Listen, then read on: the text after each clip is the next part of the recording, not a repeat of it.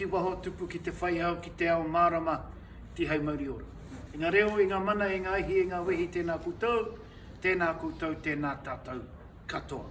Nau mai haere mai ki te aka Māori, nau mai haere mai ki tēnei kaupapa, i raro i te karanga o Matariki, i raro i te kaupapa o te whetu nei. Nō reira, tēnā koutou, tangi hia o tātou aitua, tua, tini, rātou kia rātou, tātou kia tātou, te pito ora. Tēnā koutou, tēnā tātou katoa. Welcome to Matariki Tauira. Matariki Tauira is a kaupapa that is being run by te aka Māori, and what it is that each day of Matariki, which started on the 2nd and finishes on the 10th, each day here at te aka Māori at 12:15, a different member of Rotorua Lakes Council staff will be talking about a whetu, a star, that and their goal is to study and then tell us what they've learnt and how has the journey been. It is there to, as you can see on your chair, there is a pathfinder, and this pathfinder has all pieces of information that you can find, books, etc., here in Te Aka Māori, which talks about Matariki. Today, our Matariki Tauira, our student of Matariki, is Leigh Richards from the strategy team, Te Ohu Rautaki, of Lakes Council. Leigh works in that area, and I'm not going to talk about the star, the whetu that she will be talking about, but I do have to say that the person who talked about the twin star yesterday is here, Julianne Wilkinson, who spoke about Tupuarangi. So with that, please give a big hand for Leigh, and I'll let Leigh introduce herself, her mahi, as well as her whetu.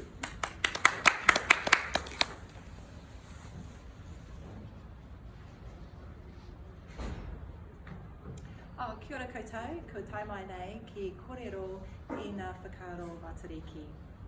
He tōku pepiha. Ko ota matia, te maonga, ko whanganui, te awa. I whānau mai ahau ki whanganui, I tupu mai ahau ki whanganui. Ko airahi, wiwi, me enārahi, oku iwi. Kei Rotorua, e noho ana ahau mō te kau mā whetu tau. Ko Leigh Richards ahau. Hey, it's really nice to have some people in the seats today to listen to my kōrero around the whetu, Tupuarangi. In my pepiha, I introduce myself. My name is Leigh Richards.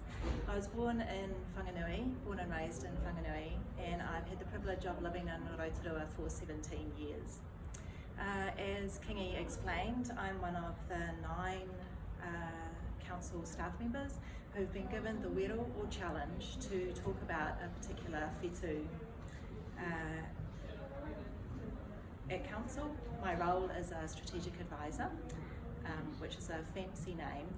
One of the key pieces of work that I'm working on at the moment is supporting the Eastside Rohi to translate their aspirations and visions for their place, and that is to be a thriving and connected community. That involves working in partnership with Eastside Hapu, the Tatou Panamu Collective, some of the wider community, and also other key contributors like Wakakotahi or New Zealand Transport Agency, Bay of Plenty Regional Council, the airport, and landowners. So again, the goal around that is to have a thriving and connected community in Eastside Rotorua. So, as part of the whero, we were given the challenge. We could do interpretive dance, we could create an artwork, we could write and sing a waiata. Given my talents, I will be providing you kōrero on the whetu Tupuarangi. Briefly, tipu means to grow, and arangi means in the sky. Prior to this challenge, I understood that the presence of Matariki indicated the beginning of the Māori New Year, was a time to remember those who had passed, and also was a time to plan for the future. I knew that Matariki consisted of a number of whetu, but did not know about their individual identities or the relationship that they had with each other. So what did my learning involve? I spoke to some of our local koeki who generously shared their experience with and understanding of Matariki. I read books on the subject, and there are quite a few lurking in around the hallways here within Te Akamuri. And of course it wouldn't be 2021 if I didn't consult Google and YouTube. Before I begin sharing what I've learned, I want to acknowledge that my kōrero has been developed through a non-Māori lens. I acknowledge that my understanding is one of a beginner, a pepe, related to a way of thinking that is complex and steeped in Māori culture. So, Tupuarangi is one of the 9 whetu or stars that make up the Matariki cluster. Each whetu has a purpose and connection to the activities that happen on Earth. Combined, the whetu have a connection with those things important to Māori, and I would advocate should be a priority for us all. The earth, sky, fresh water, salt water, rain, wind, birth, death, and beginning. Traditionally and increasingly, the Matariki cluster is read to get an indication of what the upcoming seasons will look like. For example, those whetu that are clear to see indicate good harvest or tidings in their respective activity. The opposite would be true if the whetu were hazy or hard to see. My kōrero with koeki suggests that reading Matariki is a skill itself, taking many years, if not decades, to perfect. Reading the Matariki cluster may indicate that birds and berries may be in plentiful supply, while garden crops may not be that productive. There may be a lot of rain, but little wind. The reading would guide the activities a hapu would undertake and when these activities took place.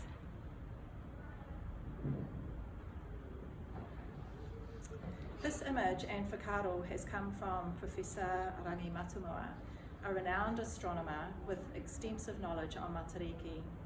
Professor Matamua explained that from a Māori view, each whetu is considered a deity that has their own genealogy and their own gender. For example, Tupuarangi is the oldest of 3 males in the cluster. He is connected to the kai that comes from manu or birds and other elevated foods like fruits and berries that come from the trees. Some of my reading suggested that Tupuarangi is also known for their love of waiata or singing.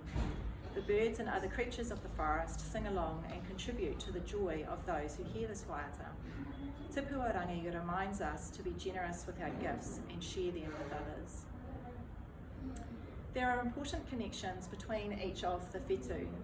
For example, while Tupuarangi is connected to the harvesting of elevated foods, he provides balance to Tupuanuku, a female whetu who is connected to kai harvested from Papatuanuku on the earth. The amount of rain associated with Waipunarangi and wind associated with Ururangi will impact, for example, on the pollination and growth of trees and berries, which then impacts on the diet and well-being of our manu or birds.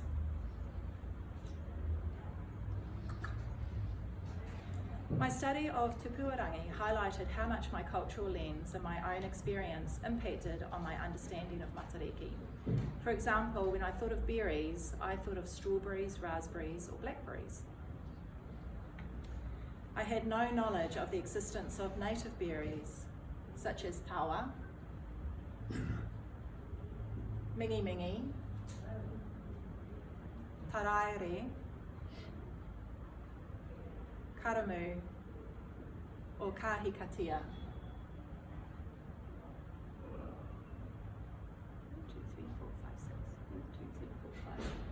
6. There you go. These berries were an important part of traditional diet, the traditional diet providing important nutrients. Native birds such as kereru, tui, and kaka were important sources of protein. The manu were either cooked by hangi or preserved in their own fat. I had never thought of these birds as a source of kai. While I do not advocate the consumption of these manu given their status, it highlighted for me that my sources of kai are those I find in the supermarket. Some of us are a step further removed with our groceries being delivered to our door. When it comes to sourcing my food, I'm largely divorced from the environment. My learning highlighted for me that traditionally, survival involved knowledge of the kai itself. Which berries are okay to eat and when are they okay to be eaten? It involved knowledge of the forest cycles. When do the manu roost and when do they fly more frequently? It involved skill to catch the manu, the ability to imitate bird calls, to produce and use spears and snares. It involved knowledge of how best to use the kai, how to cook it or preserve it, and how to use every part of the kai, for example for rongo or healing, or for cloaks adornment.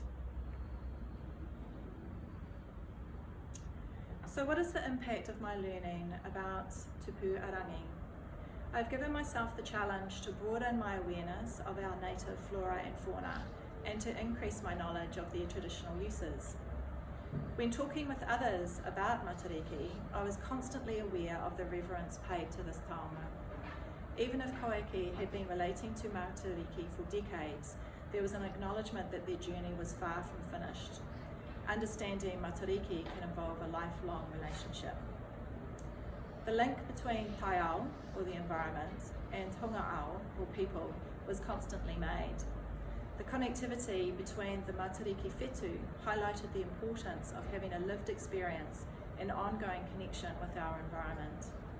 When I'm not at work, and especially in summer, I spend a lot of time on the lakes, either swimming, kayaking, supboarding, or in the forest, biking and walking. My focus is usually on the activity itself, rather than noting the beautiful surroundings I'm in. If I was asked what colour the leaves of the trees were, or what was flowering, I would usually be hard-pressed to answer. I use a weather app to get an indication of what to expect the next day or week, not having taken the time to learn and listen to what the sky, clouds and temperature could tell me. I'm picking up the challenge to be more mindful of my natural surroundings. The message about climate change and the need for us to take action now is out there and is being raised with increased urgency.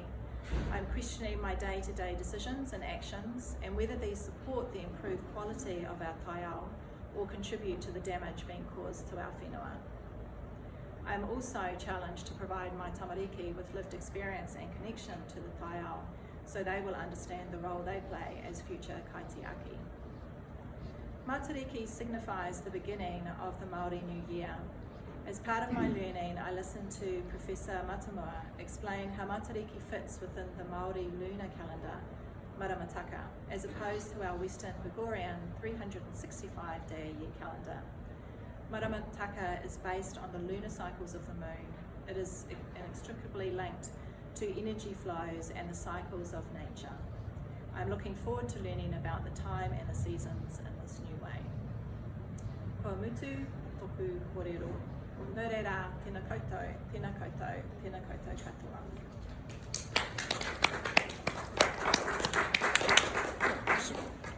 Did anybody want to ask any questions? You don't have to if you don't want to, but... I'm 81. I'm a tramp, been a farmer, out in the bush, hunter. Now, nowadays you hardly see anyone out there. But we've been out the back of Waipa, and I'm looking at all the stuff, and I know all about it. But there's no one out there. And I was with a walking group here for a long time, Ann Moore's group, for 25 years, and very knowledgeable people in it. One chap was a hunter. But they're not out there now. Nobody gets out there. They can't even walk 100 metres, And it's sad because what you're talking about is out there. And I'm 81 and I can get out there and go for miles, But you can't. I've been out at night time and seen the stars and the glowworms as well. Continuous out on the river after once, all the stuff's out there, but nobody's doing it. And it's sad. It's, don't know how to describe it. But it's good that but we need more walk and not a talk. I'm not what I'm saying, this is criticising you, but there's stuff out there it's just out our door. No, I'm talking about the redwoods, the back of Waipa, the Kapinga bush up in there. No one's up there. Beautiful area. And people need to get out there, perhaps a group and a leader, you know. Yeah. I'm 81. Maybe But- you could be a leader. No. I've led our group through odd times in the bush and stopped them from getting lost and all that stuff. But I'm not being critical, but it's just you don't see people out there. I think that was one of the things for me. This journey has taken me. My background has involved quite a bit of tramping, was involved with Mountain Safety Council for a number of years. That Yeah. was pre having my children. Since having my children, I haven't been out in that capacity for a while. I do tend to do quite a bit of outdoor activity, but I suppose it's the nature of that activity in terms of not actually connecting with the environment itself. So I think there's two things. One is being out there in our taiao, in our environment, but it's also about how are we interacting with her. What is it that we're taking from her? What is it that we're giving back to her? And that was a lot of the learning for me, is that I need to evaluate for myself, that relationship See, with I've that. still on every old Maori car site in the Bay plenty. We've climbed up to the Metaphora one up above Rotorua there. It's pretty hard climbing, it's a bit neglected now. And the Tipehu caves up at Kaharoa there, the 1500s. They're not burial caves, by the way. It's like a little igloo. Climbed down and done that a few times. It's all out there, but a lot of people they've never done it.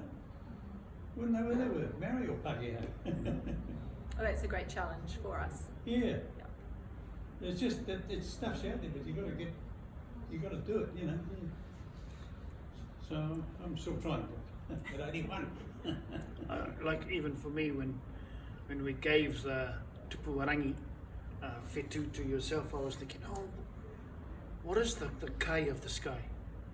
And with the berries, just to see the amount of berries that they have there, you talked about, Yeah. and then the rongoa, it's right there, you know, it's right there for us. But I think it's kaupapa such as this, and will draw people out, and outside won't be an app anymore, you know. You go out there. So just again, thank you very much, Leigh. That was beautiful.